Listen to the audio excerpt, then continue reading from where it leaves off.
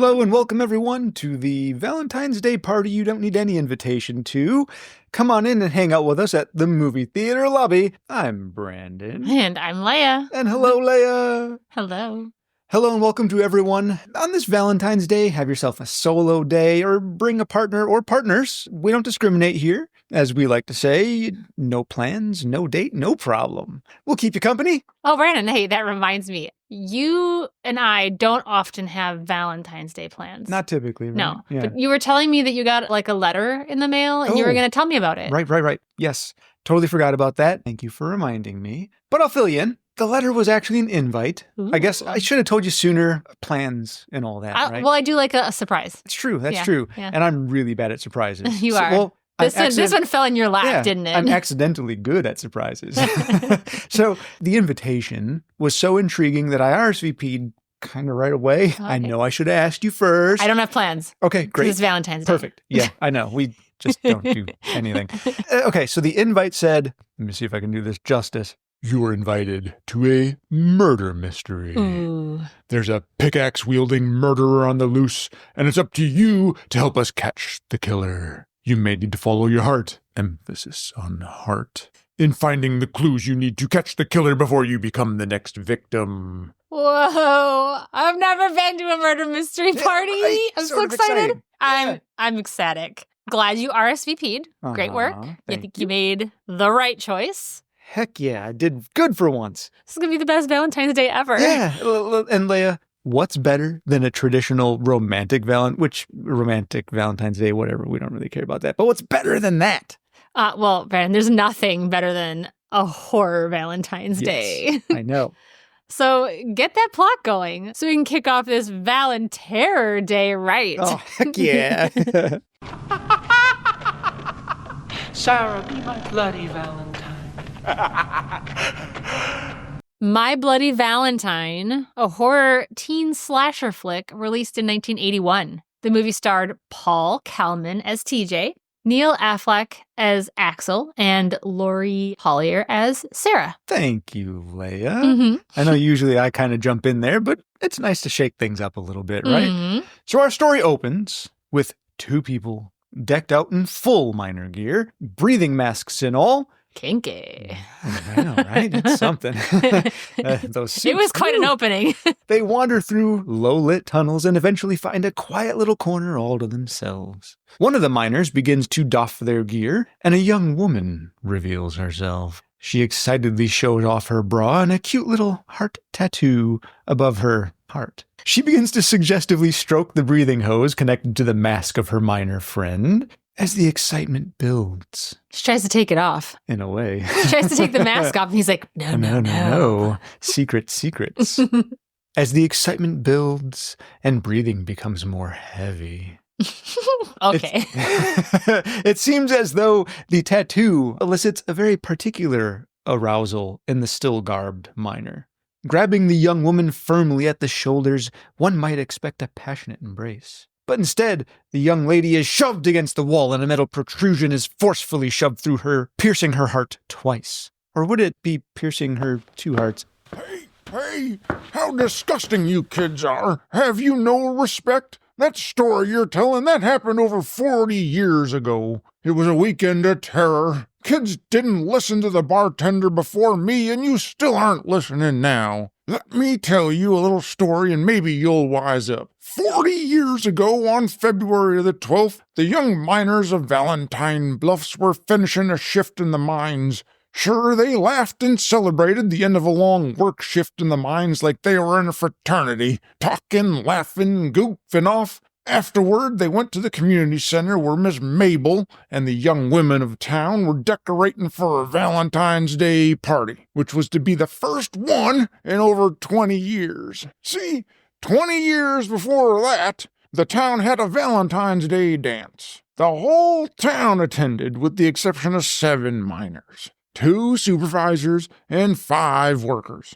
While the mining men were in the tunnels, the supervisors were too impatient to wait for their men to finish safely, and they left without ensuring the methane was properly vented. Well, as the town danced and celebrated, a methane gas explosion occurred, trapping 5 men below tons of rubble. For 6 whole weeks, the town dug through the wreckage to save or recover the men trapped below the town. When finally they broke through, they found only one man had survived. That man was Harry Warden. He was mad with delirium and oxygen starved. He killed his fellow miners to save oxygen and ate their flesh to survive. Harry spent a year in the mental hospital, and when he got out, he came back to Valentine's Bluffs and killed the supervisors responsible for their deadly accident. Thereafter, he warned the town not to have a Valentine's Day party again. He prowled the mines,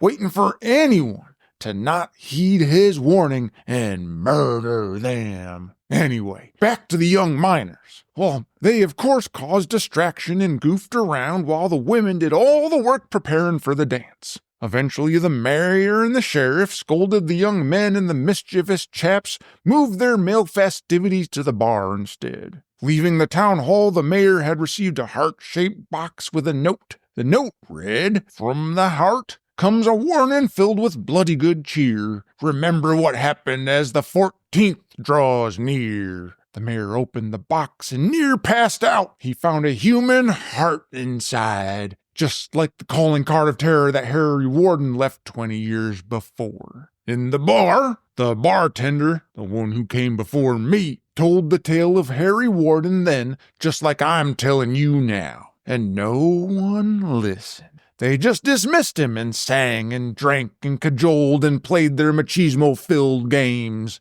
Then on Friday the 13th, the sheriff and the mayor canceled all the Valentine's parties and the big Valentine's dance. They even locked the town community center. But undeterred in a show of defiance, the kids of 40 years ago decided to hold their own party deep, deep in the mines. The old bartender warned them again, but still they didn't listen. Now, I'm not going to go into all the gory, blood-filled, horrifyingly violent details about what happened that very next day on the night of February 14th, but heed my warning now. Don't you take Valentine's Day lightly, and don't you go to that party of yours. Okay.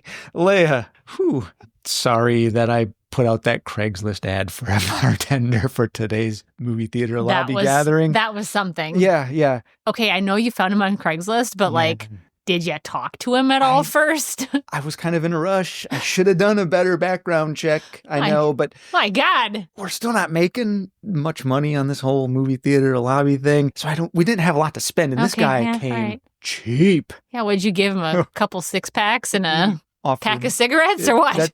Pretty much. He also asked for a bucket of popcorn, and I said, sure. Oh, well, we have that to boot. Yeah, I figured we could spare that. You didn't give me Reese's peanut butter cups, though, did you? Okay, no. I didn't think so. No, that's silly. Leia, you're crazy. I know. Sorry. Okay, let's all just kind of move over here. You kids had better listen now. Your trouble's coming out. Sir, you're good, okay? Good. Take your popcorn. You want any drinks? You can drink all the drinks you want outside. I'll see you kids later and watch out. Okay, have a nice day now. Anyway, let's just ignore this guy and get down to our talk, right? God. So Leia, I can never get rid of him. He's just that kind of guy. Yeah. I'm not going to hire him again next year. Golly. Boy, oh boy. Okay, let's talk about our cast and crew, right? Let's get back to some normalcy here. Things are getting weird up in the old movie theater lobby. All right, Leia, so where do we want to start with our cast and crew? Let's start with the director. So who is our director this time? George Mihalka. What do we have to say about George Mihalka? He's directed 49 movie and TV shows. Yeah, so that's a lot. Nothing I'm super familiar with, though. He's got a niche, and he certainly sticks to it. Bullet to Beijing. Oh, okay. That had Michael Caine in it. Yeah. So that was pretty big. Yeah. Straight Line with Mr. T. Yes. I pity the fool. Pity the fool. Yeah, he's currently directing the Ominous TV series out of Canada. So he's still pretty prolific. He is a Canadian filmmaker, for sure. Doing work. Yep. So he's lived in Canada since the age of 10. Okay. He was born in Hungary, so that's kind of cool. Different than our previous directors that we've talked about, right? Go Canadians. Woo-hoo. Go Canadians. His first movie ever was a film called Pick Up Summer. Was it like picking up like a woman named Summer, or was it It's, like pick up Summer? Kind of one of those teen hijinks movies. It didn't really have as much nudity as you might expect from the title, so that's probably good. The title made you think there was nudity in there? Oh, pick up Summer. Okay, I don't get it. All right, never mind. I don't understand, boys. If you guys want us to review that movie, just let us know. Yeah, Okay, we'll sure, get right on that. Check one. out that one. Yep. His second movie was My Bloody Valentine, which, Leia, what was this movie rated when it first came out? It's rated X. Yeah. X, not triple X, guys. Yeah. Back in the day, there was an X rating for And like that was for, really bad, gory, yeah, non-pornographic. non-pornographic, borderline pornographic movies. Yeah, like almost let's ban this kind of stuff. Almost. But his third movie, also X-rated, Oh, really? apparently with tons of nudity in it, Oh. called Scandal. Told you, borderline triple X. Yes. To not quite. Scandal. Scandal. A movie about a bunch of Canadian government workers who needed to make some extra money On the side. for government purposes. Under the table? They decided to make a porno. Oh, it's like, was that one movie, Miri and... Zach and Miri make a porno. Yeah. Yep. Kind of like that. Kind of like that. Yeah, all right. Yeah. Yes, he's made lots of stuff. Most of it not super notable, but He's living the dream. he's living he's his making dream. some fun stuff. Yeah. That's what matters. Right. I mean, going from near porno, Wasn't porno. Near from- porno. violence to near porno to Mr. T. He's tasting it all. The little here and Little- there. Yeah. Yeah. Little smorgasbord. Yeah. Let's get on to the writers. Let's move on from George. Talk about Stephen A. Miller. We're going to start with Stephen A. Miller. He's got a lot of TV credits. Okay. Didn't find a whole lot on him as far as his personal life, but he's known for contributing to the TV shows such as The Jeffersons, Flo, The Misadventures of Sheriff Lobo, for people who remember that show. I at least recall it. I've never actually seen any episodes. Do you have but to I be do old to remember the name. that one? You don't have to be old. But that helps. It may help. Archie Bunker's Place. Okay. Kind of the I mean, spin-off. A lot of people know Archie yeah. Bunker. Yeah. Airwolf, Simon and Simon, Magnum P.I., and then just a whole bevy of other. My mom watched TV Magnum shows. P.I. when I was a kid. Yeah, he's definitely had work. Never really wrote for any of those shows for too long, but he's definitely gotten a few episodes in, All kind of right. peppered here and All there. right. Good for him. So what about the other writer, John Beard? What about him? All right, you're going to ask me the question, what about him? I'm going to tell you about him. My Bloody Valentine was his first writing project. Okay. Apparently what happened was Stephen A. Miller had some sort of health issue where he was unable to finish writing My Bloody Valentine. So they got John Beard to come on, to fly on out to Canada and assist in writing the script and story for the Sort film. of collaboration. Yeah, a little bit. A little forced collaboration.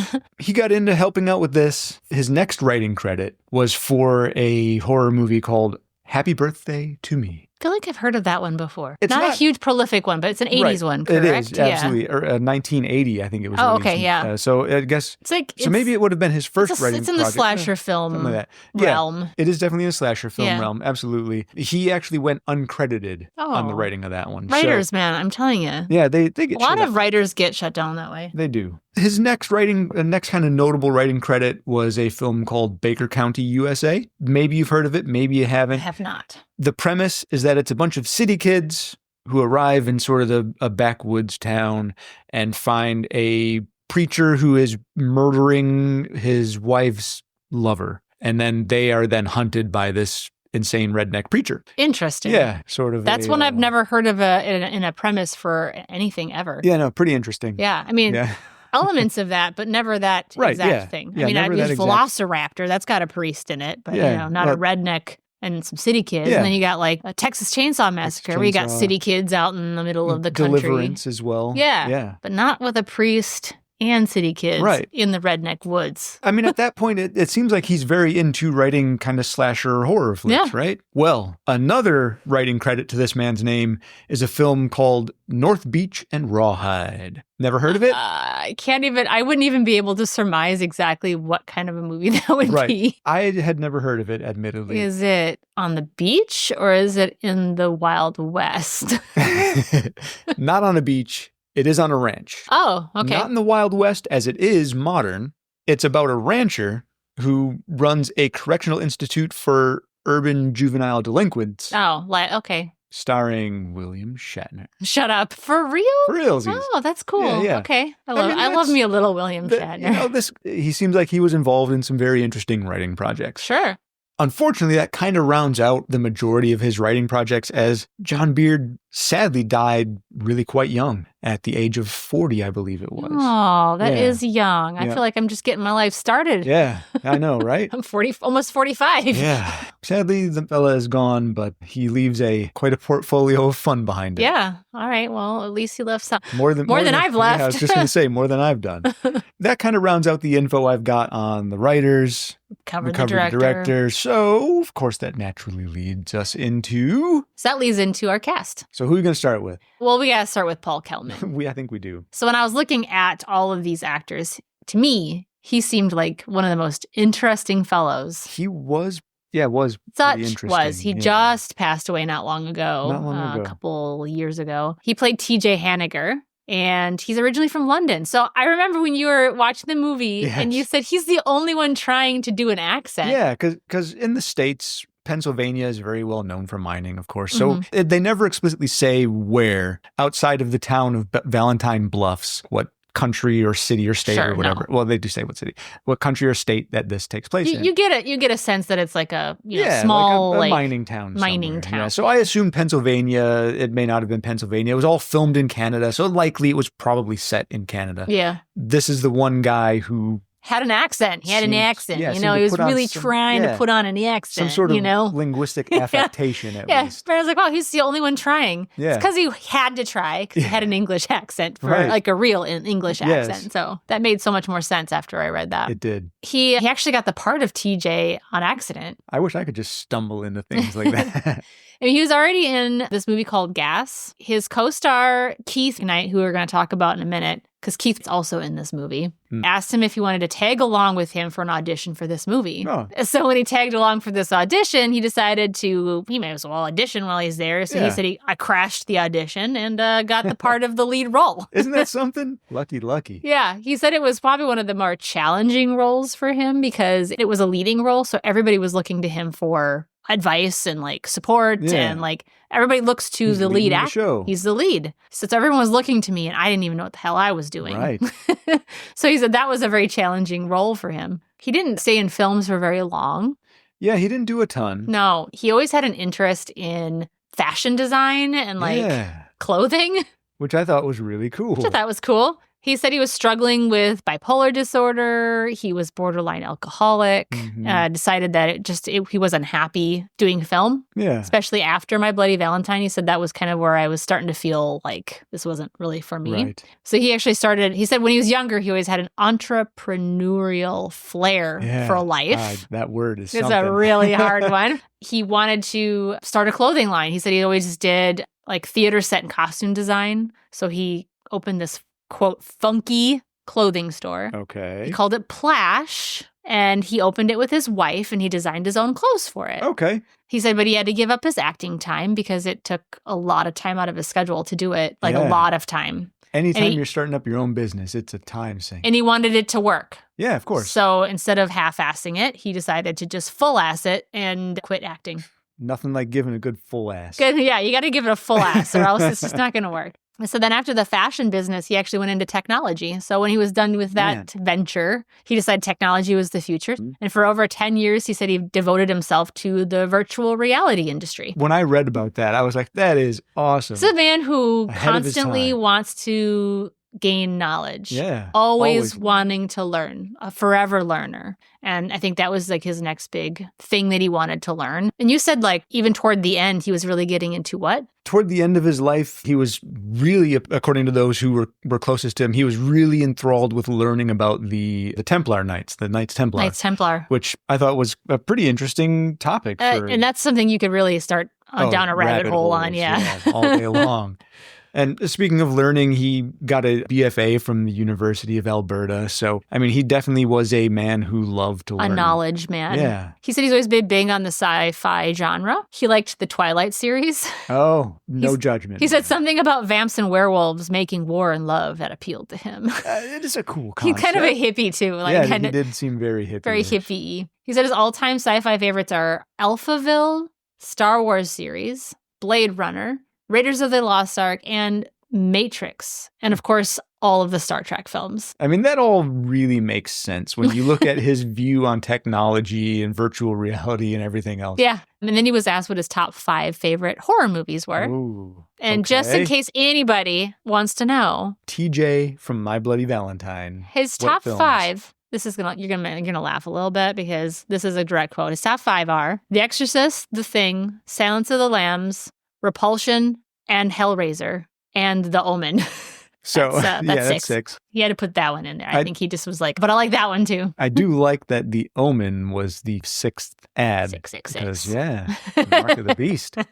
Yeah, you can still go on the web and you can see pictures of him and all the things he's posted. He is an interesting character. And he was a cool looking dude when he was older, man. He had a pretty active Instagram. Yeah, very page. active. And he loved his fans, kind-hearted. He also really loved nature and wildlife. Animals, yep. According to those close to him, again, he was often found just hanging out on his porch, his deck, just watching and interacting with the animals all around. He was like a Disney princess. Yeah, exactly right. Raccoons came to him, squirrels. Helped him make fashion and everything. Yeah. Just like Cinderella, just right? like Cinderella. Yeah. That's what happened. It. Let's move on from Paul Kelman and talk about Neil Affleck. Neil Affleck. When I first read his name, Affleck. I thought exactly of that. But it's hard not to. Yeah. Oh, I keep wanting to say Ben Affleck, though. Right, yeah. And I'm just, yeah. Yeah. I don't think they're related. No. I didn't find anything that I didn't find showed them anything as either. related. He's been in like 30 other films I'm not familiar with. There's 2 other people in this film that were probably more prolific than him, but he's definitely among the top most prolific of everyone in this movie. More so than the movies he's been in. I think I know more of the animated stuff he's done. Oh yeah. He was in a lot of By far. to a lot of. He was an animator for such a long time. Mm-hmm. Wow, his contributions as an animator are insane. Yeah, and some of them are real popular too. So he's directed 2 episodes of Family Guy, 7 episodes of The Simpsons. He was an animation timer for Rocko's Modern Life, The Critic, King of the Hill, The Rugrats. Yeah. He was a storyboard animator and timer for The Simpsons. Timing director for Rescue Heroes, the movie. And the only reason I bring that up is because Keith Knight did a voice for Rescue Heroes, the TV show. It was 2 years apart, so they didn't work together. Okay. But they were both kind of involved in the connection. same type of project. Yeah. Recently, he was an animator for the Magic School Bus Rides Again in 2017. Ooh, now there we go. Yeah. Bringing that Magic School Bus So still back. doing stuff. Who doesn't love the Magic School Bus? Yeah. Maybe I can someone think of does. some people. He also, aside from all of his animation stuff, he had a small cameo in the movie Scanners. Oh, he did. Mm-hmm. Real briefly, it was kind of like, it was one of his first credits. He was also in the movie called Visiting Hours. And then he had a lot of other really small kind of walk-on parts in other various horror movies and a lot of roles as law enforcement, policemen and such. So Some people just have the face for it, you just know? get Or kind the of voice stuck in for that it. sort of deal. Yeah. Yeah. No escaping. He's also a fairly good musician / songwriter. Oh, really? Yeah, and he was a member in good standing, as I had found, of the Canadian folk band Banjo Go Boom. Why would you say in good standing? I don't know. That's what the interviews Okay, and it's weird. internet It's a weird tells me. thing. It's a weird thing to He's a say. member in good standing. Don't take that away from him. So is there some members that aren't? I should hope not. Okay. Banjo Go Boom. One word, exclamation point. Did you listen to any of it? So I listened to just a little bit. Yeah. I found a video with Neil Affleck playing harmonica Oh, interesting. along with Banjo Go Boom, which, as you say, is interesting because Leia, Yeah. tell me why it's interesting. Because there's a scene where he's playing harmonica with Paul Kelman. Yes.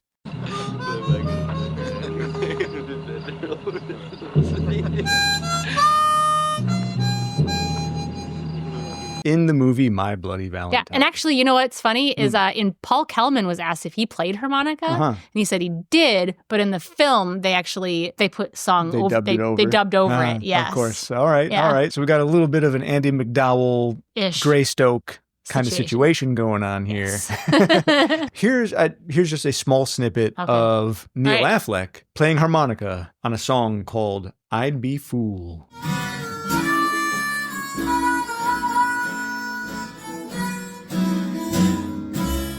Okay. Yeah. So the man can play. Yeah. He's got. I think it's cool that he's done film, he's done animation, he's a musician. Guy's an artist. He's definitely got talents. Yeah. Don't take it away from that guy. Leia, anything else on the multi-talented Neil Affleck? Nope, I think let's move on to Lori Hollier. Yes, let's please do, because once again, we're getting way too much male in here. So Get a little feminine persuasion here. She played Sarah in this movie, right? She's done a lot. She has. Yeah. I'd say. A lot of these people have. It's more than I thought. But she's done a lot of stuff I actually know about. Yeah, I would say she is probably of the bunch. She's the most well-known out of this movie. I wouldn't say I would have known her had I not researched her. Sure. In looking at some of the stuff she's done, I was like, oh, I've seen that. I've seen that. Yep, you know, I know what that movie is. I know what that is. Yeah. So I've probably seen her. I just didn't recognize her. Yeah. You know. She's definitely been in things we've seen. She was in the 1986 movie Blindside with Harvey Keitel. Yeah, yeah. So that was kind of big. Well, he is very prolific. He definitely has He's a name. big for me. I mean, like, that's huge for me. Oh, yeah. I know who that is. Yeah. She was in Days of Our Lives. Of course, yeah. I did a stint back in like my early college years where I watched a lot of daytime soap operas. Okay, all right. So I probably saw her in that. Did you watch any of the 48 episodes that she was in? I don't know, maybe. Maybe, possibly. That's a lot of Who knows? episodes. Isn't that a pretty good run? Big stint. I wonder if her character was killed off or had a twin that showed up or fell into a coma. I don't know. Probably one of those things. She was in The Twilight Zone, which I love. In 2017, she portrayed Alice in the Netflix comedy film Christmas Inheritance. Okay. Opposite Eliza Taylor, Jake Lacey, and Andie MacDowell. Oh, boy. Yeah.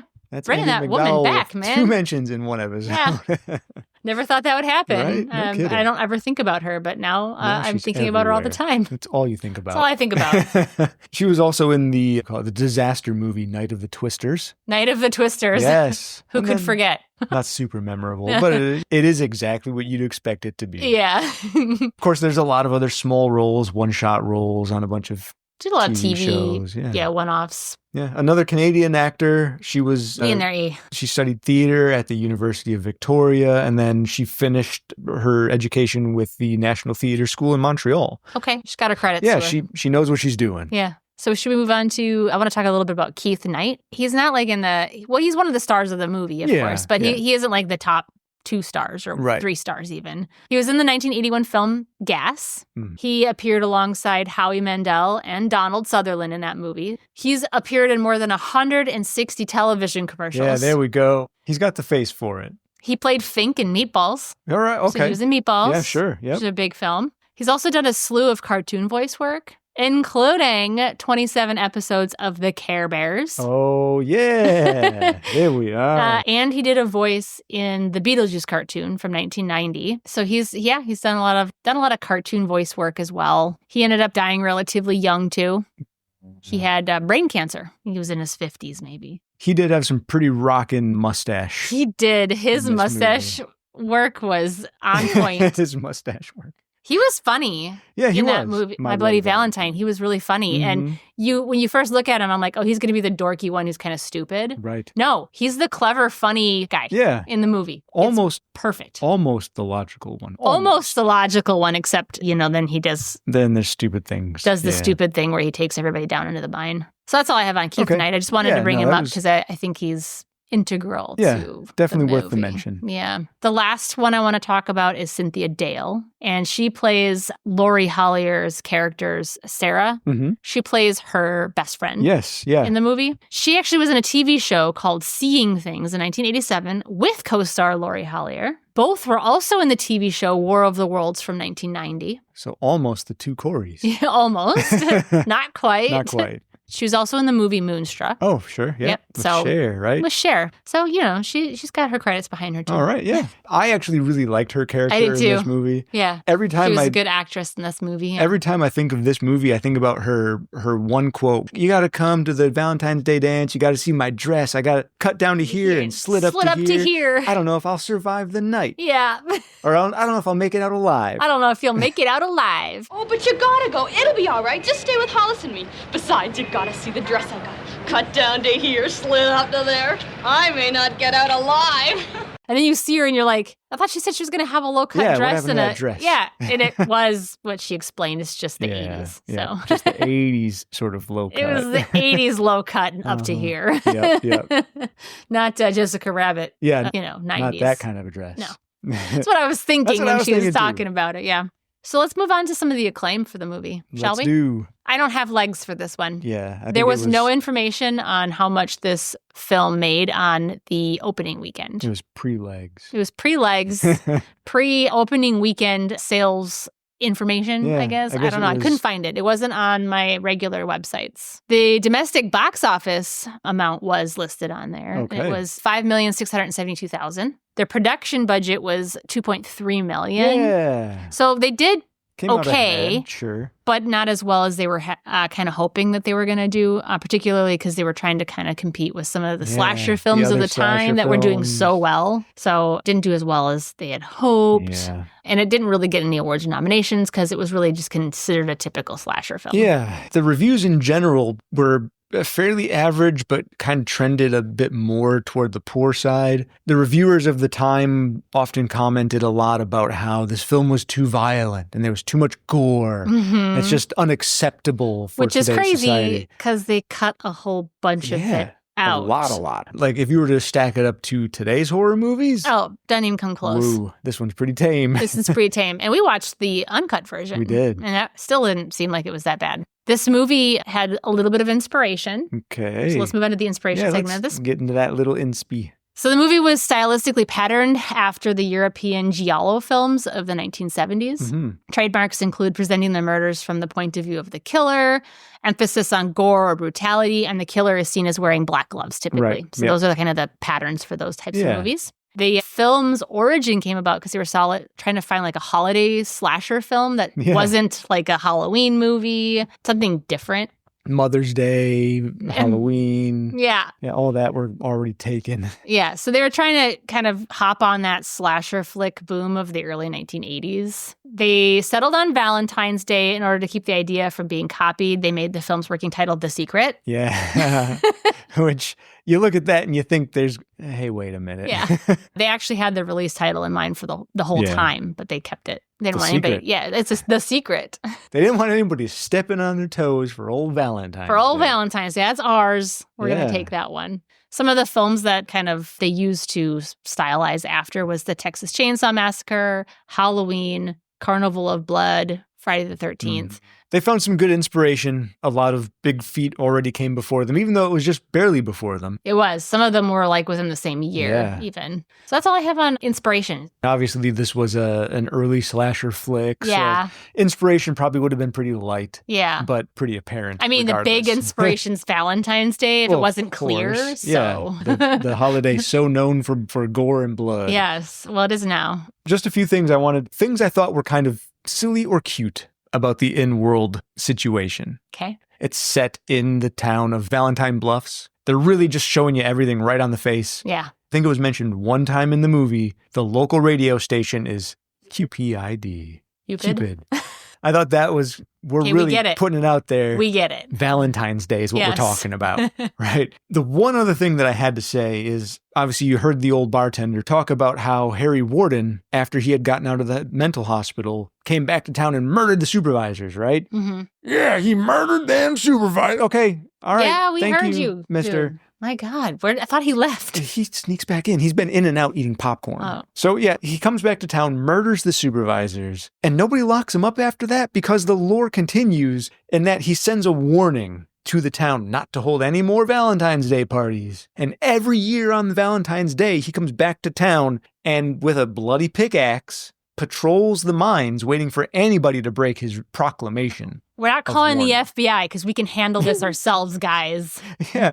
Why did nobody do anything about this We guy? got this. They Okay. they just let a maniac who We just won't have a Valentine's Day party. he killed 2 people already and 4 other people to survive in the mines, and they still let him just come back each year Yeah, well, I mean, why not? and hold the town terroristically hostage? Traditions, you know what I'm saying? Guess. So anyway, I just thought that was a little bit suspect, Yeah, it's a movie. I guess. There's Brandon shitting on movie lore again. So the film was shot on location in only 6 weeks. They probably had other shoots elsewhere, but on location, it was only 6 weeks. Paul Kalman was actually asked, what his stay was like while he was there, because, it's a small town, like a small mining town. He said that they put him up at the Holiday Inn in Sydney, Nova Scotia. Mm-hmm. Christiane, his wife at the time, and him had a suite with a weight room and a conference/party room. They went shopping. They ate at a few restaurants. Big timing. He said it had a car in his contract, so they did some driving around. They took the ferry to Newfoundland.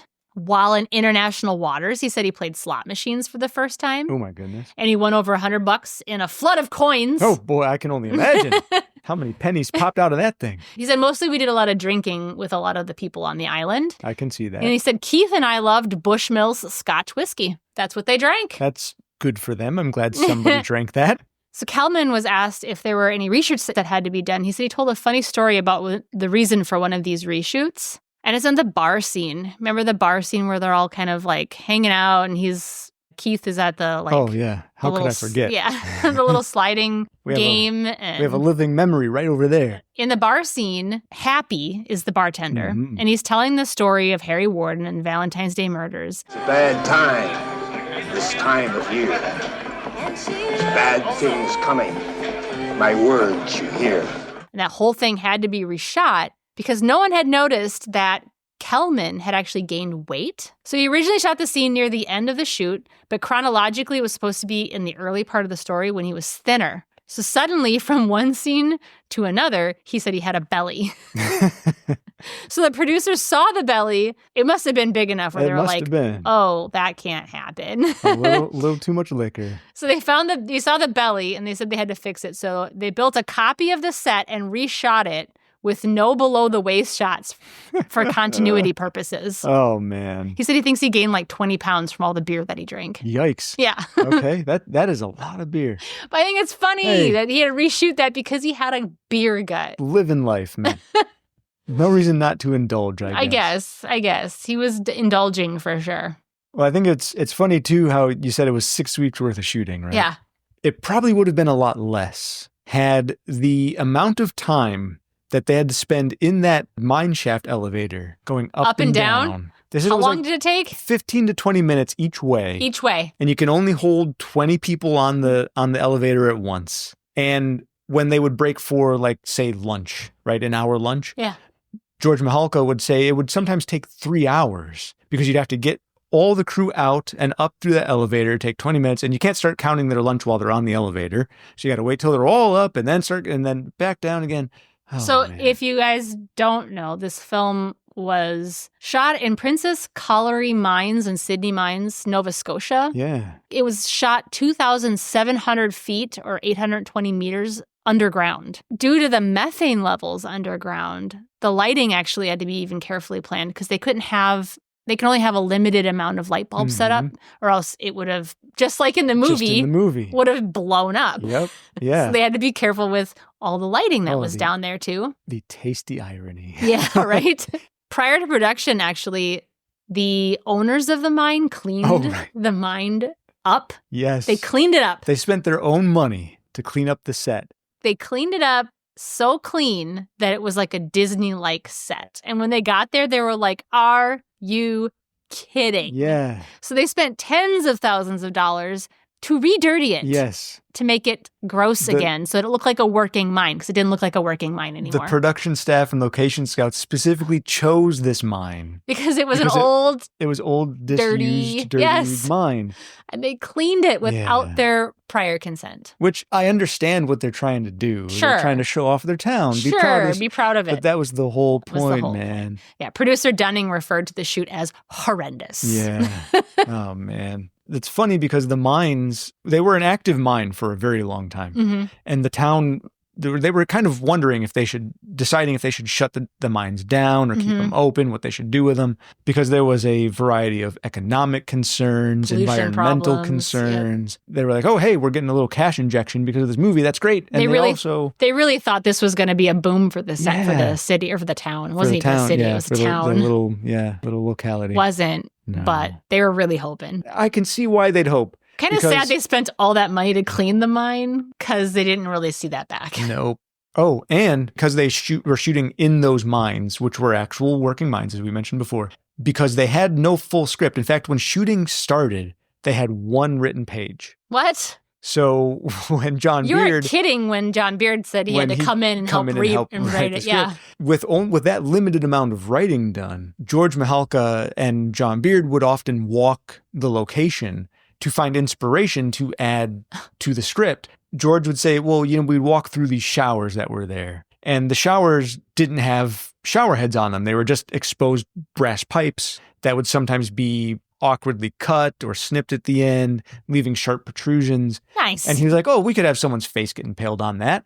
Or we'd walk through the cantina and we'd see these large cooking pots because, of course, they'd be just cooking bulk for all these miners. And say, oh, we can have somebody's face get, boiled to death in this large... Genius, honestly, because you don't have to come up with that yourself and think, is that going to be realistic? You can be like, that's actually something that could happen. Yeah, it's something right on set. We can make use of it. It would make sense to happen here. So that actually brings me to a conclusion I just had just now. They didn't let any of the cast know who the actual killer was going to be. Yeah.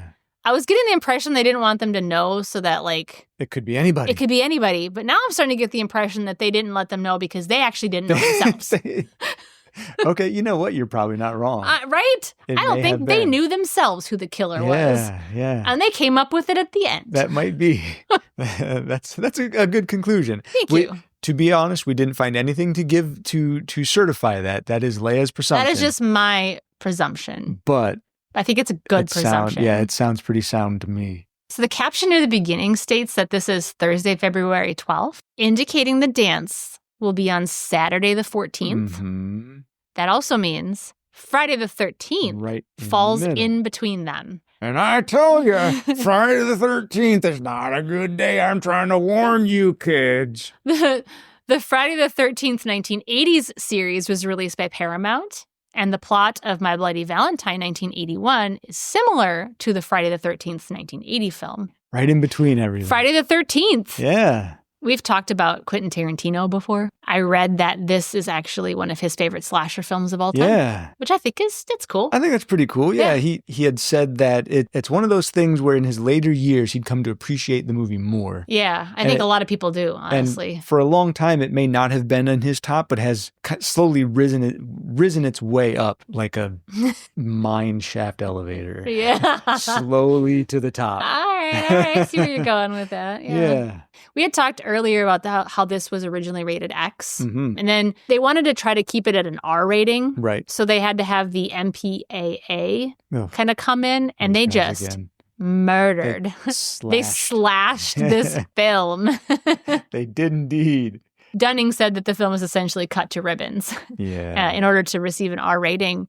Even after the film met the requirements that the MPAA put towards it, it was again returned with an X rating. Right. So then they had to cut it more. Even more. And then the uncut version was released by Lionsgate in 2009, but only 3 minutes of the excised footage was reinstated. And there's a lot of speculation that more than 3 minutes was excised from there. So we still may have some footage that we've still not seen to this day. I think I had read that there was rumor of up to 9 minutes worth. Yeah, and that's a lot. Mihalka had said that, quote, we have 80% of the image back and 95% of the impact back. Right. So not 100%, but we got some of it back. I wish we could have seen what's missing. I know, right?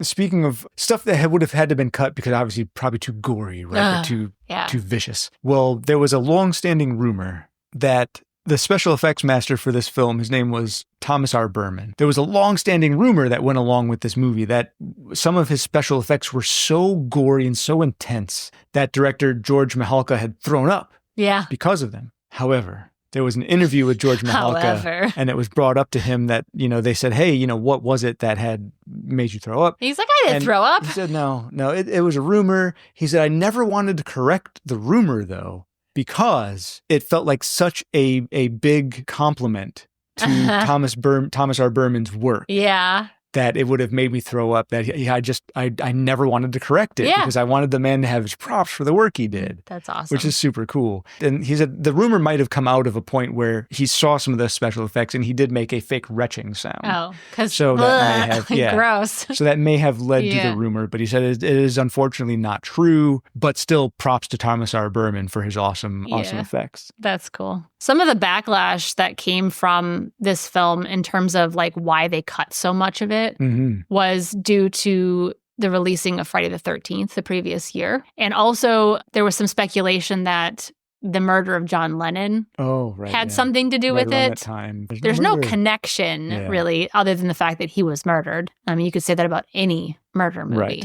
The end of the film, Mhm. there's a song that plays at the end of the film. Oh, yeah. And I remember saying, they must have made this song for the movie. Kind of a really well done song. Yeah, it's really good. Yeah. And you're like, oh, well, we'll see who did it at the end. Yeah. And of course, at the end, It's uncredited. uncredited. And I'm like, the hell. So while I was doing research for this film, I found out that it was written for this film. Yeah, explicitly for this. 'Cause Explicitly it was for this film. The Ballad of Harry Warden, right? The Ballad of Harry Warden, yeah. And it was not credited in the film. The Ballad of Harry Warden, as well as other music cues heard in the film, were provided by Scottish-Canadian tenor John McDermott. Mhm.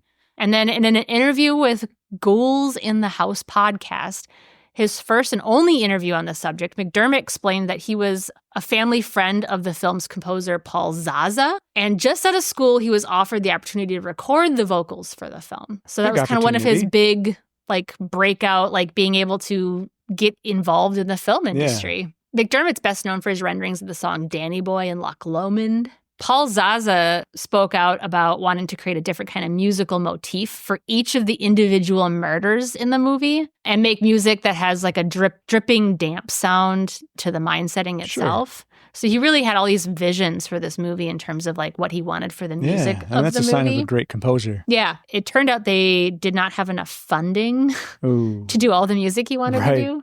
So they ended up just using the Ballad of Harry Warden Yeah. instead of all of the other stuff that he wanted to use for the film. But most of the soundtrack for My Bloody Valentine was never commercially released. Yeah, so you that's too can't bad.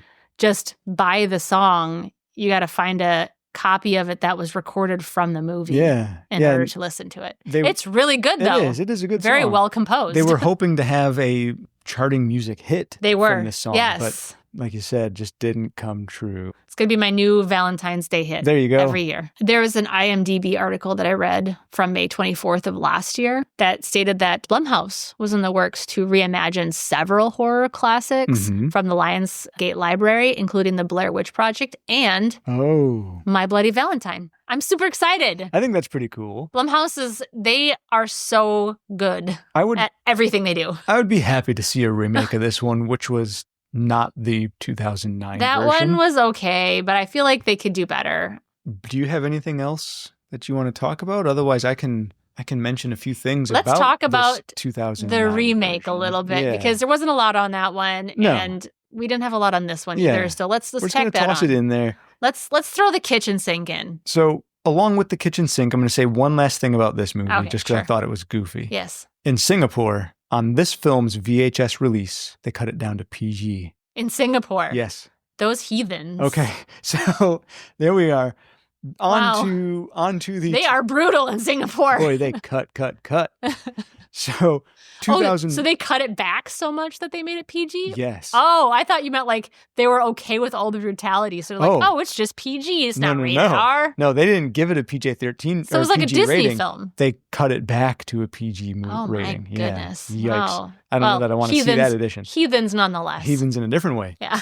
So, okay, 2009 version of My Bloody Yes. Valentine. I'm only going to mention a few stars, not really even all of the main stars of this Sure. one. Jensen Ackles is going to be our big Jensen big Ackles! star. So, I love Jensen Ackles. supernatural, right? She's Everybody super knows cool. that guy. Yeah.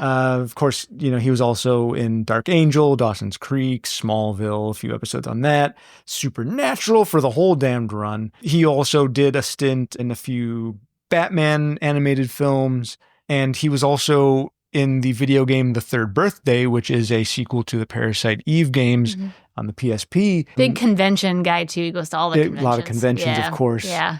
And, of course, in The Boys. The fairly boys. recently. Yeah. But he played TJ equivalent in this movie. Yes. I don't remember what his full character's Hennigan? name was. Tony or something, right? Oh, the full name of, yeah. Yeah, they didn't call him TJ in this one, but No. that's who he was. That's who he was. Then you also had Jamie King, who was kind of the second star of this movie, even more so than Axel. She was more prominent in this iteration. Mm-hmm. Sarah was... She was kind of the heroine, Yeah. almost. Yeah, she really kind of Yeah. was. So Sarah was played by Jamie King. Jamie King is known for her roles in Blow, Pearl Harbor. She's adorable. She is super adorable. I love her. Sin City. Yeah. She also had roles in Mother's Day, Silent Night, the Netflix series Black Summer. She's definitely been around. She's fairly prolific. Yeah. Two other people I'm going to mention. One of them has a very small role in this, but the amount of trivia for this film, not huge, but it really centers mostly around her, Okay. oddly enough. Yeah. So Betsy Rue. Okay. For two reasons I'm going to mention her. One, because like I said, the trivia, a lot of it relates to her. But two, Leia, we needed a CSI and an NCIS appearance, and she's got them. Okay. So Okay. I had to throw that in there. Yeah, because we right? need that. We need that.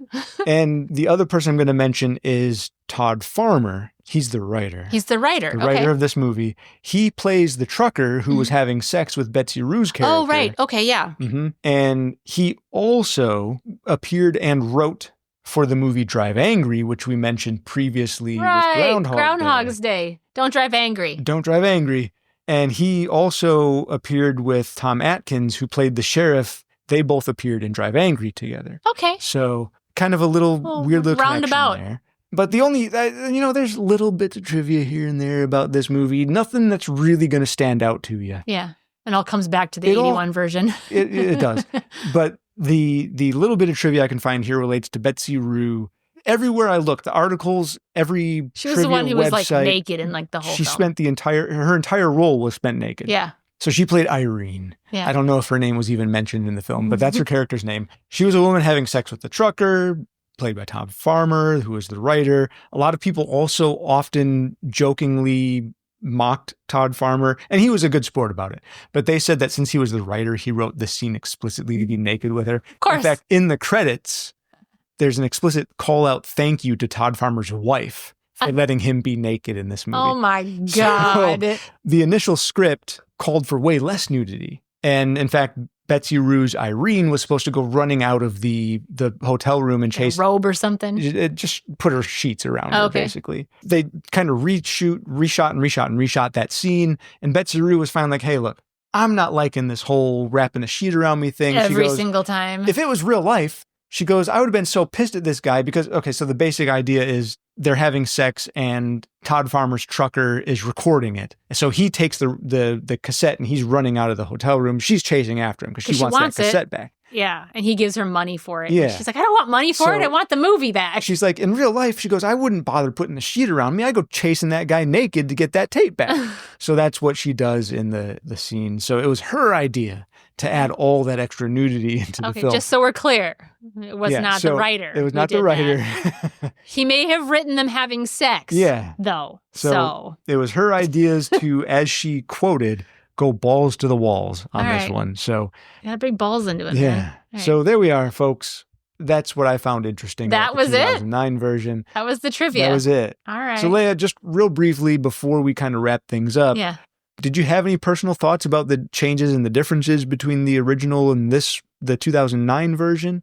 The only thought I had on the changes between the two was that the newer version seemed to be almost like a melding of a remake and a sequel. Yeah. It's not really a sequel, No. but it's really not an entire remake either. It is a little bit different. Because Axel, is it Axel Axel and is the Sarah sheriff. Yeah. end up getting married Yeah. and they have a kid together? And Axel's, sorry if I'm spoiling it for you. We have to put the spoiler warning so late into this episode. Harry Warden, he's here! Everybody get the fuck out! Go! Go!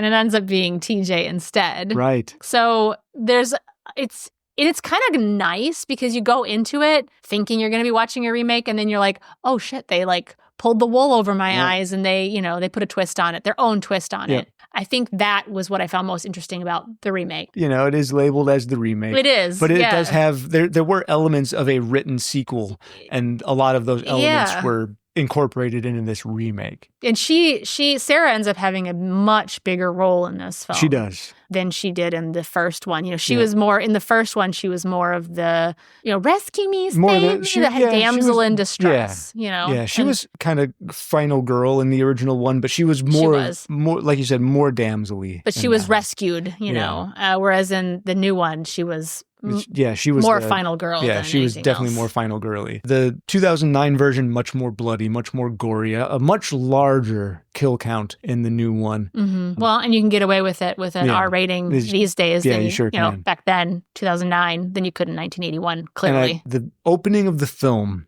starts with an absolute massacre. It does. And you're like, wait, I was watching it and I'm like, what is this, a 20-minute long film? Right, yeah. No, we just started at the end. Because it was like all the murders happened. And I was like, what is happening right now? There we go.